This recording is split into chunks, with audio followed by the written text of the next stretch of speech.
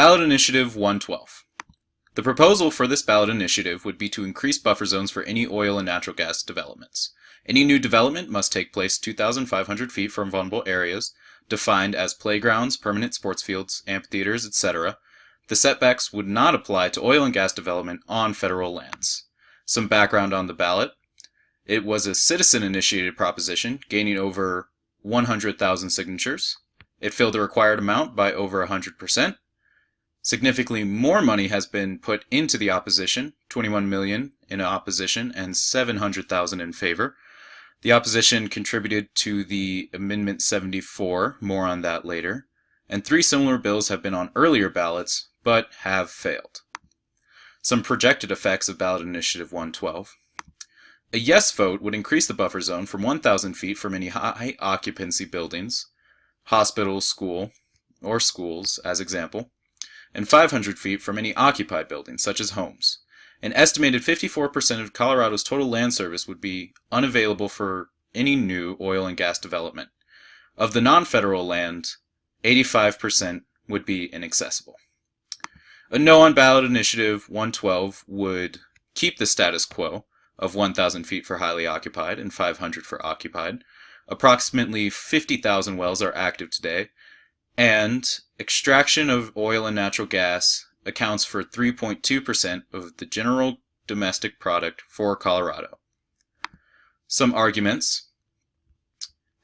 In favor, Colorado Rising has stated that the industry has shown a blatant disregard for public health and safety. There are other possibilities for extraction of oil and methane, such as the horizontal shell drills, stated by Will Walters from the Colorado Sierra Club. And there are large areas. The 2,500 foot setback would just cut back on close-in drilling to residential areas, stated by Carl Erickson, chairman of Weld Air and Water.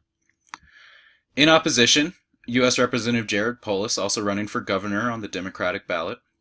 Initiative 97 would all but ban fracking in Colorado. Oil and gas firms in our state have already had to abide by stringent safety regulations. Colorado has done an excellent job of keeping its environment safe. And Protect Colorado states that it would devastate our economy, wipe out thousands of jobs, a predicted 10,000, and endanger our environment. Conclusion. It is, of course, a citizen-initiated ballot, and there is far more money in the opposition. But there will be a decrease in revenue if passed, and it is likely jobs will be lost.